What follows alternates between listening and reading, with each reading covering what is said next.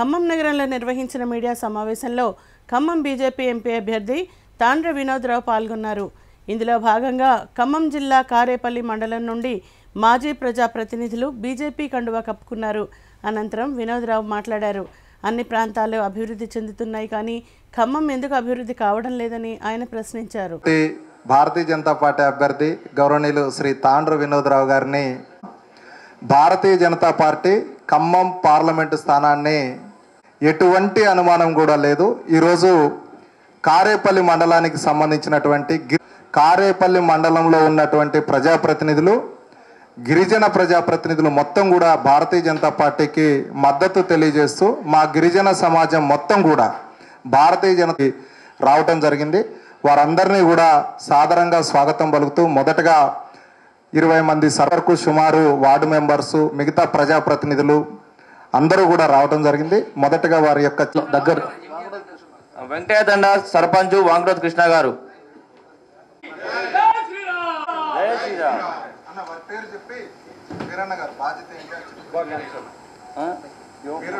నరేంద్ర మోడీ గారి నాయకత్వం, నరేంద్ర మోడీ గారి నాయకత్వం, తాండ్ర వినోద్రావు గారి నాయకత్వం, భారత్ మాతా కీ జై, భారత్ మాతా కీ జై.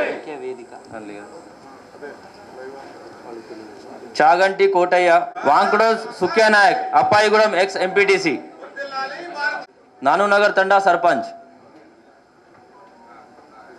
అజ్మేరా అరుణ, అప్పాయిగూడెం సర్పంచ్.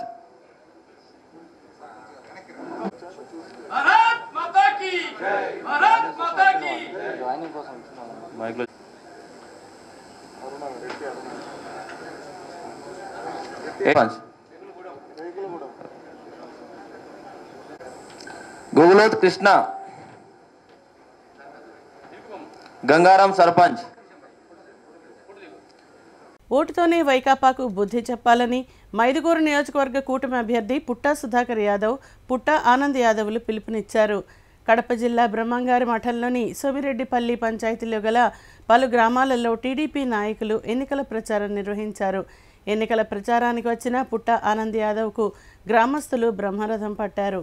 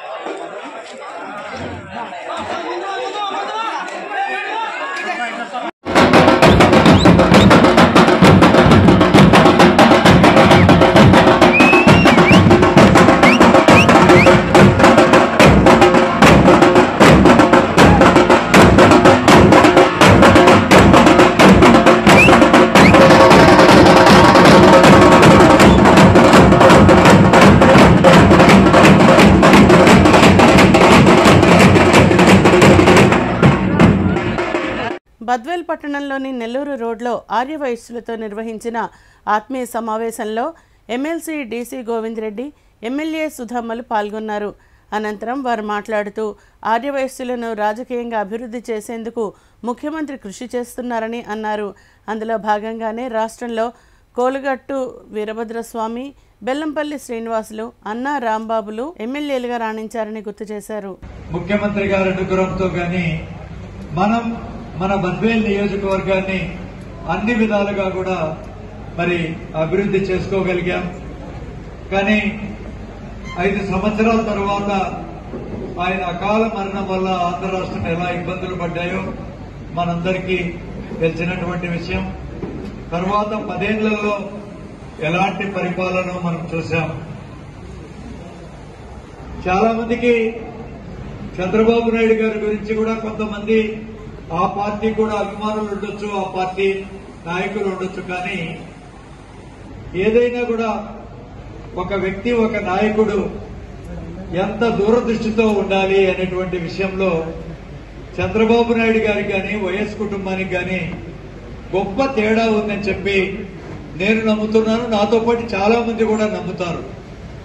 ఆయన మాట్లాడే విధానంలో కానీ లేకపోతే ఆయన దూషణలు కానీ అధికారంలో 14 సంవత్సరాలు ముఖ్యమంత్రిగా ఇచ్చినటువంటి ఆ వ్యక్తి ఎలా మాట్లాడుతున్నాడు, సమాజంలో ఎలాంటి అబద్ధాలు, ఏ విధంగా కోపతాపాలు, ఆక్రోశాలు ఎలా చూపిస్తున్నారో నిజానికి మనమంతా కూడా విజ్ఞత కలిగినటువంటి మనందరికీ కూడా చాలా చాలా బాధ వేస్తుంది.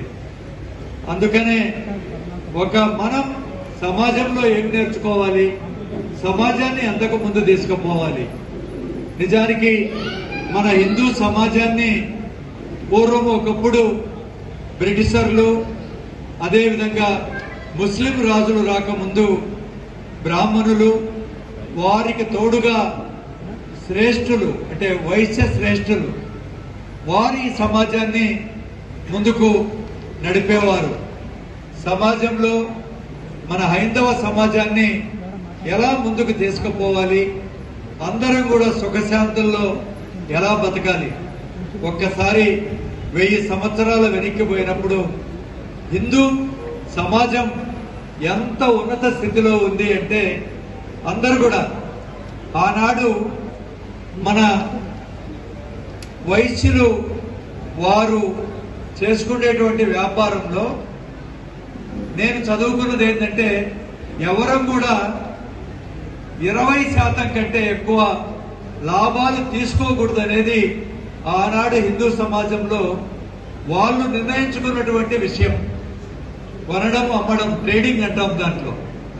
ఆ విధంగా ఉన్నత ప్రమాణాలు నెలకొల్పుతూ భారతదేశంలో 27% జీడిపి ప్రపంచంలో అంత ఉన్నత స్థాయికి తీసుకెళ్లారు అంటే వర్తక వ్యాపారం ఎంత పెద్ద ఉన్నత స్థితిలో ఉందో ఒక్కసారి మనం 1000 సంవత్సరాల వెనక్కిపోతే మన భారతదేశం ఎంత గొప్పదో మనకు అర్థమవుతూ ఉంటుంది.